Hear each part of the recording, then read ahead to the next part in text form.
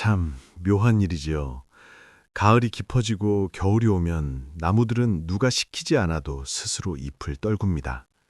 그 무성했던 초록 잎사귀들을 미련 없이 바닥으로 내려놓죠. 그래야만 추운 겨울을 버티고 다시 봄을 맞이할 수 있다는 걸 나무들은 본능적으로 아는 겁니다. 그런데 우리네 사람의 삶은 어떨까요? 평생을 착하게 살고 남에게 베풀며 복을 많이 지은 분들조차 정작 이 세상 소풍을 끝내는 마지막 순간에는 발길이 떨어지지 않아 쩔쩔매는 모습을 종종 보게 됩니다. 어떤 분들은 홀가분하게 헌 옷을 벗어던지듯 가볍게 떠나 좋은 곳으로 가시는데, 또 어떤 분들은 무엇이 그리 억울하고 아쉬운지 이승의 문턱을 넘지 못하고 빙빙 돕니다. 아주 적은 사람들만이 이 차이의 비밀을 알고 있습니다. 그 답은 그분들이 떠나기 직전 아주 결정적인 순간에 했던 행동 하나에 숨겨져 있습니다. 그건 평소에 절에 가서 기도를 몇 번이나 했느냐, 어려운 이웃에게 돈을 얼마나 기부했느냐 하는 문제가 아닙니다. 가장 중요한 그 마지막 숨을 몰아쉬는 순간에 내 손에 쥐고 있던 가장 소중한 무언가를 내 손으로 직접 부서뜨릴 수 있느냐, 그 서슬퍼런 용기가 있느냐에 달려 있습니다. 네, 맞습니다. 저는 지금 부서뜨린다, 망가뜨린다고 말했습니다. 아주 과격하게 들리시죠? 하지만 이 이야기의 끝에 다다르면 제가 왜 이런 표현을 썼는지 고개를 끄덕이게 되실 겁니다. 오래된 말씀 중에 마음이 어디에도 머물지 않아야 비로소 진짜 마음이 나온다는 이야기가 있습니다. 이 말은 수천 년 동안 수많은 사람의 입을 통해 전해졌지만 도대체 머물지 않는다는 게 무슨 뜻일까요?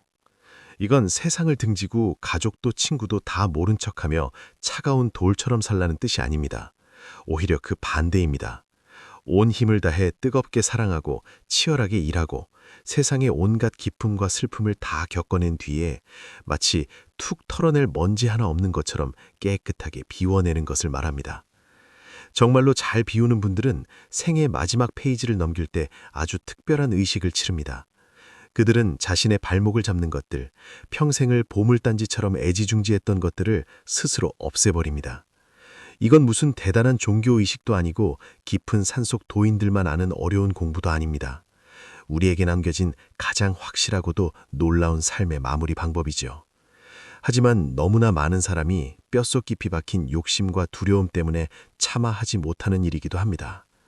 오늘 저는 오래전 깊은 산사에 있었던, 하지만 세상 밖으로 잘 알려지지 않았던 이 비밀스러운 이야기를 여러분과 아주 긴 호흡으로 나눠보려 합니다. 잠시 여러분의 상상력을 빌려보겠습니다. 우리가 숨을 거두면 어떤 일이 벌어질까요? 옛 어른들은 우리의 몸이 멈추면 의식은 육체라는 헌집을 떠나 삶과 삶 사이의 긴 터널, 마치 정거장 같은 곳에 머물게 된다고 했습니다. 이곳은 헌집은 무너졌는데 새 집은 아직 지어지지 않은 상태와 같죠. 아주 혼란스럽고 때로는 무섭기도 한 공간입니다. 이때 여러분이 맨몸으로 이 터널을 건너갈 수 있을까요? 아닙니다. 여러분은 보이지 않는 짐을 잔뜩 짊어지고 있습니다. 평생을 살면서 켜켜이 쌓아온 기억, 누군가를 향한 끈적한 감정, 그리고 내 것이라고 움켜쥐었던 집착들이 거대한 흐름을 만들어냅니다. 이 흐름은 마치 거센 강물과 같아서 여러분이 원하든 원하지 않든 여러분을 다음 생의 장소로 떠밀어 보냅니다. 흔히들 죽기 직전에 좋은 말을 듣거나 부처님 이름을 간절히 부르면 좋은 곳에 간다고 생각하지만 여기에는 아주 무서운, 하지만 피할 수 없는 전제 조건이 하나 있습니다. 바로 여러분의 마음이라는 방이 얼마나 비어있느냐 하는 겁니다. 상상해 보세요. 여러분의 마음방이 평생 모아온 잡동사니로 발 디딜 틈 없이 꽉 차 있습니다. 미움이라는 쓰레기, 자랑이라는 낡은 가구, 걱정이라는 짐꾸러미들이 천장까지 쌓여 있죠. 그런데 그 좁은 틈으로 어떻게 새롭고 맑은 기온이 들어올 수 있겠습니까? 아무리 밖에서 좋은 빛이 비쳐도 창문이 짐들로 가려져 있다면 방은 여전히 어두컴컴할 뿐입니다. 그래서 정말 지혜로운 분들은 떠나기 전에 스스로 그 방을 텅 비워버립니다. 출구를 막고 있는 것들을 끄집어내어 부서뜨리는 것이죠. 도대체 무엇을 부서뜨려야 할까요? 그리고 왜 그것을 부서뜨리는 것이 그토록 힘들까요? 지금부터 시계를 거꾸로 돌려 1000년도 더 된 옛날로 가보겠습니다. 눈이 펑펑 쏟아지는 겨울, 우리 땅 깊은 산속에 자리 잡은 어느 작은 절입니다. 이곳에는 회명 스님이라 불리는 큰 스님이 계셨습니다.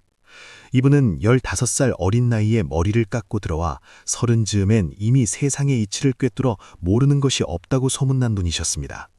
앉아서 참선에 들면 며칠씩 꼼짝도 하지 않아 사람들은 그분을 살아있는 부처님이라 부르며 존경했지요. 스님의 눈빛은 깊은 호수 같았고 목소리는 겨울바람처럼 맑았다고 합니다. 스님 곁에는 오랫동안 그림자처럼 모셔온 3명의 제자가 있었습니다. 그들은 스승님을 20년 넘게 모셨기에 스승님의 숨소리만 들어도 무엇을 원하시는지 알 수 있다고 자부했습니다. 스승님이 어떤 차를 좋아하시는지, 어느 경전을 즐겨 읽으시는지, 어떤 말씀하기를 즐기시는지 속속들이 알고 있었죠.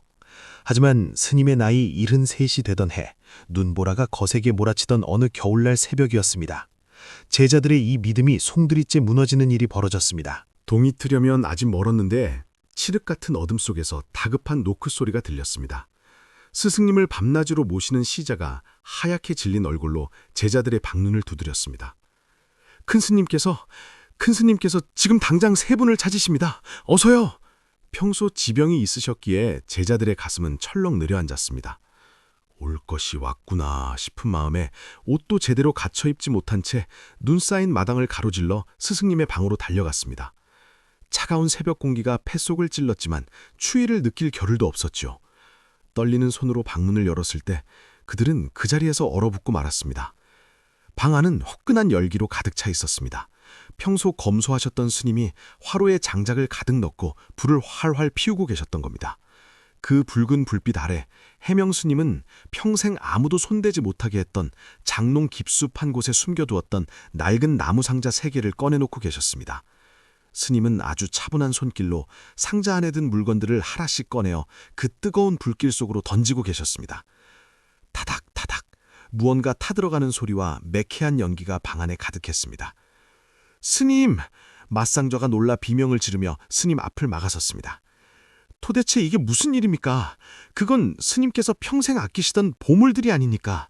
귀한 경전과 세상에 둘도 없는 귀한 물건들이 들어있을 텐데 어찌하여 이것들을 태우십니까? 제자들은 발을 동동 구르며 울상을 지었습니다. 그 상자들은 스님의 평생이 담긴 역사이자 이 절의 가보나 다름없었으니까요. 그러자 해명 스님은 타오르는 불길에서 눈을 떼고 제자들을 바라보셨습니다. 그 눈빛은 너무나 고요해서 오히려 무서울 정도였습니다. 너는 내가 왜 이걸 태우는지 아느냐? 스님의 목소리는 낮았지만 방 안의 공기를 무겁게 눌렀습니다. 제자는 울먹이며 대답했습니다. 모르겠습니다. 그저 값으로 매길 수 없는 귀한 물건들인데 후학들에게 물려주셔야 할 보물들인데 어찌 태우시는지 제발 멈추십시오. 스님은 빙그레 웃으셨습니다. 그 웃음은 슬퍼 보이지 않았습니다. 오히려 평생 짊어진 무거운 짐을 내려놓은 사람처럼 아주 홀가분해 보였습니다. 값이 나가는 것이기에 태우는 것이다. 너희는 이게 내 재산인 줄 알았느냐? 너희는 이게 내 자랑거리인 줄 알았느냐? 스님은 손에 쥐고 있던 낡은 붓 하나를 뚝 부러뜨려 불 속에 던지셨습니다. 아니다. 이건 나를 묶고 있는 밧줄이다. 이 안에 든 건 부처님의 가르침이 아니라 나의 썩어빠진 고집과 집착일 뿐이다. 제자들은 멍하니 서로의 얼굴만 바라보았습니다. 이해할 수 없었죠. 스님, 그 책들은 스님께서 밤을 새워 직접 쓰시고 평생을 모으신 지혜의 결정체 아닙니까? 사람들을 가르치고 깨우치는 도구인데 그게 어찌 집착입니까? 스님은 대갑 대신 화로 옆 첫 번째 상자에서 누렇게 바른 종이 뭉치를 꺼내 펼치셨습니다. 불빛에 비친 그 종이는 경전이 아니었습니다. 오래되어 바스러질 것 같은 편지 뭉치였습니다. 37년 전이다. 스님의 눈빛이 아주 먼 과거를 향했습니다. 너희는 기억하지 못할 게다. 내가 한창 젊고 기운이 넘칠 때였지. 어느 날 아랫마을에서 올라온 어떤 거사가 대웅전 앞마당에서 삿귀질하며 나를 욕보인 적이 있었다.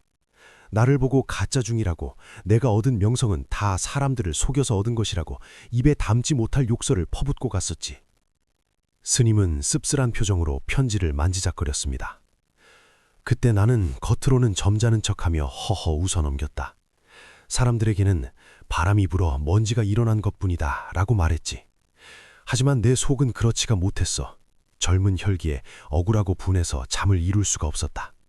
그래서 이 편지를 썼다.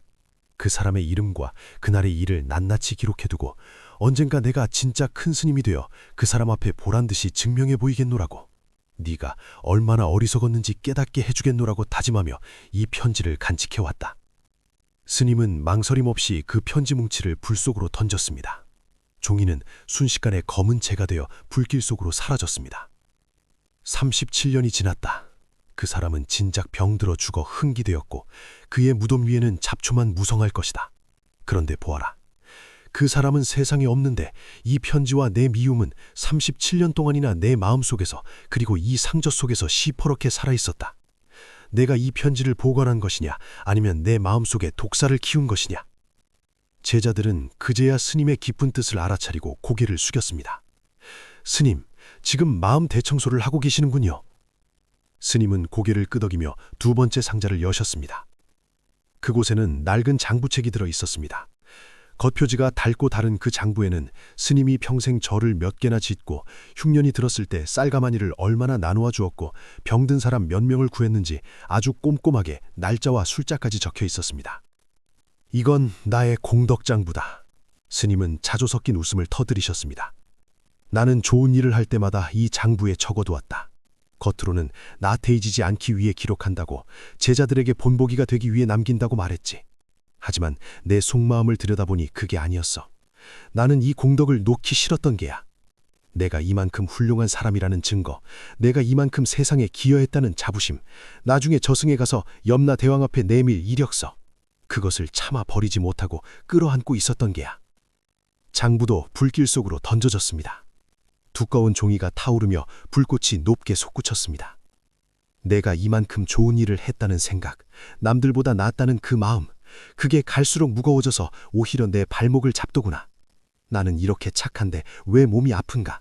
나는 이렇게 베풀었는데 왜 사람들은 몰라주는가?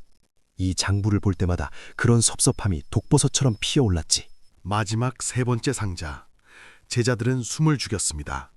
저 상자에는 대체 무엇이 들어있을까?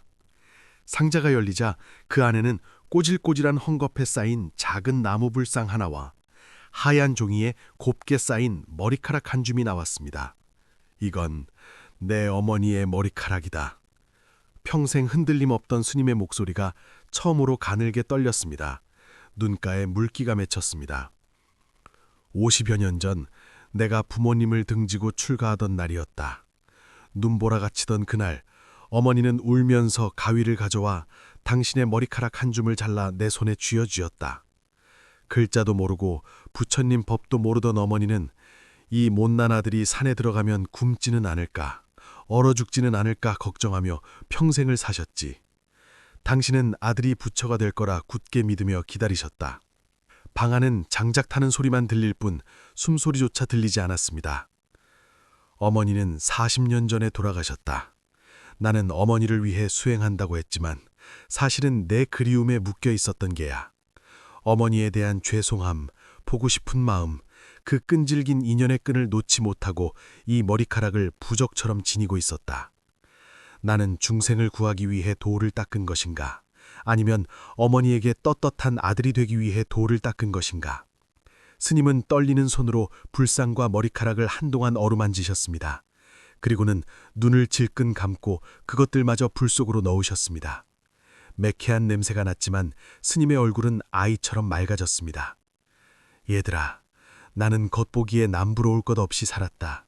존경도 받았고 제자도 많고 부족함이 없었지. 하지만 생사의 갈림길, 이 마지막 순간에 서보니 알겠더구나. 이 모든 게 나를 꼼짝 못하게 묶는 밧줄이었다는 것을. 원망도 밧줄이고 공덕도 밧줄이고 사랑도 밧줄이더구나. 스님은 타오르는 불을 보며 긴 숨을 내쉬었습니다. 세상에 번뇌가 8만 4천 가지나 된다지만 그걸 해결하는 방법은 딱 한 글자다. 노음. 미움도 내려놓고 내가 잘났다는 마음도 내려놓고 사무치는 그리움도 내려놓아라. 이 세 가지가 우리를 이 세상에 묶어두는 가장 질긴 밧줄이다.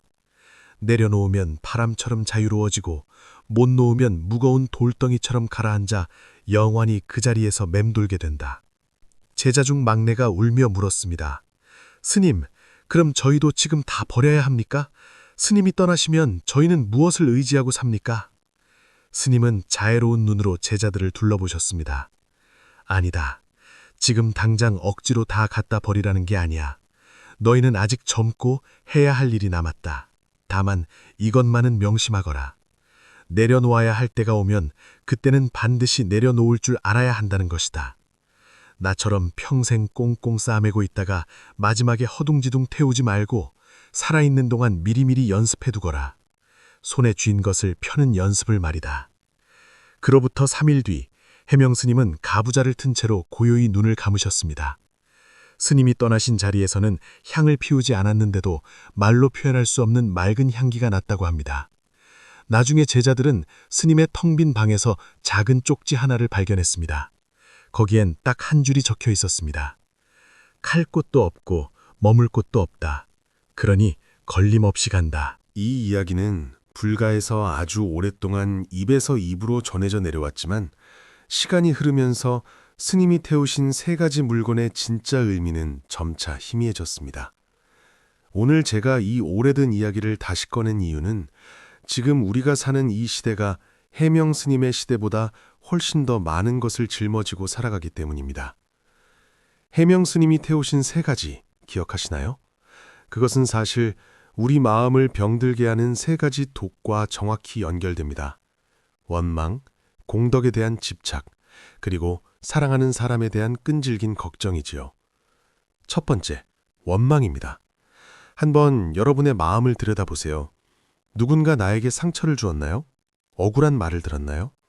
그 일은 1년 전, 아니 10년 전에 이미 끝났습니다. 나에게 상처 준 그 사람은 그 일을 까맣게 잊고 발 뻗고 자고 있을지도 모릅니다. 그런데 내 마음은 어떤가요?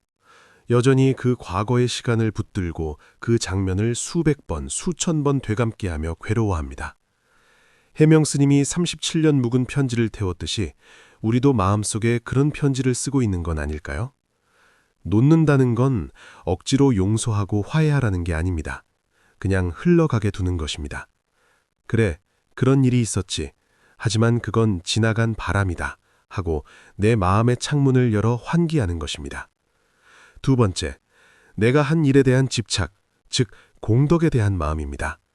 이게 참 무서운 것입니다. 우리는 열심히 살았다는 자부심, 가족을 위해 희생했다는 생각, 회사에 헌신했다는 마음을 훈장처럼 달고 삽니다. 그런데 이 훈장이 무거워지면 주변 사람을 괴롭히게 됩니다. 내가 너를 어떻게 키웠는데, 내가 회사를 위해 어떻게 일했는데 나한테 이럴 수 있어? 이런 마음이 들기 시작하면 내가 쌓은 공덕은 순식간에 나를 찌르는 가시가 됩니다. 진정한 베품은 내가 베풀었다는 사실조차 잊어버리는 경지, 마치 오른손이 한 일을 왼손이 모르게 하라는 말처럼 하고 나서 흔적을 지우는 것입니다. 세 번째, 사랑에 대한 집착입니다. 사실 이게 가장 어렵습니다. 어떻게 가족을, 자식을, 사랑하는 이를 걱정하지 않을 수 있겠습니까? 해명 스님도 어머니의 머리카락을 50년이나 간직하지 않았습니까? 하지만 부처님은 사랑하지 말라고 하신 게 아닙니다. 무정하고 차가운 사람이 되라는 게 아닙니다. 사랑하되 그 사랑이 밧줄이 되어 상대를 묶거나 나를 묶지 않게 하라는 것입니다. 내가 곁에 없어도 그들이 잘 살 수 있다고 믿어주는 것, 나의 걱정으로 그들의 삶을 휘두르지 않는 것, 그것이 진정한 사랑이고 자유입니다. 우리가 죽어서 눈을 감을 때 자식 걱정에 눈을 못 감으면 그 자식의 앞길도 막힌다고 하지요. 깨끗하게 믿어주고 떠나는 것이 가장 큰 사랑의 선물입니다. 그럼 우리는 당장 내일부터 어떻게 살아야 할까요? 해명 스님처럼 산에 들어가거나 가진 물건을 다 불태울 필요는 없습니다. 대신 우리는 일상에서 매일 조금씩 버리는 연습을 할 수 있습니다. 오늘 밤부터 이렇게 해보시는 건 어떨까요? 잠자리에 들기 전 딱 10분만 마음의 쓰레기통을 비우는 시간을 갖는 겁니다. 오늘 하루 나를 짜증나게 했던 사람, 속상했던 일, 불안했던 생각들을 떠올려 보세요. 그리고 깊게 숨을 들이마셨다가 내쉬면서 상상하는 겁니다. 내 숨결과 함께 그 검은 연기들이 몸 밖으로 빠져나간다고요. 오늘 일은 오늘로 족하다. 내일로 가져가지 않겠다. 이렇게 중얼거리며 하루의 매듭을 짓는 겁니다. 그리고 일주일에 한 번이라도 아주 작은 선행을 하되 아무에게도 말하지 말고 심지어 나 자신도 잊어버리는 연습을 해보세요. 길에 떨어진 쓰레기를 줍거나 뒷사람을 위해 문을 잡아주거나 인공으로 작은 돈을 기부하고는 뒤도 돌아보지 마세요. 누군가 알아주길 바라는 마음이 꿈틀거릴 때 이 마음이 바로 짐이다 라고 알아차리고 툭 털어버리는 겁니다. 마지막으로 사랑하는 사람들에게 연습하세요. 나는 너를 믿는다. 내가 없어도 너는 충분히 잘해낼 것이다. 마음속으로 때로는 말로 표현하세요. 내 불안한 마음으로 상대를 옥죄는 대신 믿음이라는 넓은 들판에 그들을 풀어주세요. 그것이 나와 그 사람 모두를 자유롭게 하는 길입니다. 우리는 모두 인생이라는 긴 여행을 하고 있습니다. 여행을 마치고 집으로 돌아갈 때 길에서 주운 예쁜 돌멩이나 기념품이 아까워서 가방이 터지도록 짊어지고 끙끙대는 여행자는 어리석습니다. 여행의 추억은 가슴에 담고 양손은 가볍게 빈손으로 돌아가는 것이 가장 홀가분하고 멋진 마무리 아니겠습니까? 지금 여러분의 손을 한번 펴보세요. 그리고 가만히 들여다보세요. 무엇이 쥐어져 있나요? 낡고 오래된 미움인가요? 아니면 내가 옳다는 뻣뻣한 고집인가요? 그것도 아니면 자식이나 돈에 대한 끊어질 듯 팽팽한 걱정인가요? 오늘 제 이야기를 들으신 이 순간부터 그 꽉 쥔 손의 힘을 조금만 빼보세요. 손을 펴면 손바닥 위에 모래가 스르르 흘러내리듯 자연스럽게 놓아주세요. 놓는 순간 두려울 것 같지만 막상 놓아보면 알게 될 겁니다. 내가 잃어버린 것은 짐뿐이고 얻은 것은 무한한 자유라는 것을요. 긴 이야기 들어주셔서 고맙습니다. 오늘 밤은 여러분의 마음방의 묵은 먼지를 털어내고 맑고 시원한 바람이 드나들기를 간절히 바랍니다. 혹시 지금 가장 내려놓고 싶은 것이 있다면 혼자 끙끙 앓지 말고 댓글로 남겨주세요. 내 짐을 말로 꺼내놓는 것만으로도 내려놓음의 시작이 되니까요. 여러분, 편안한 밤 되십시오. 그리고 부디 가볍게 사십시오.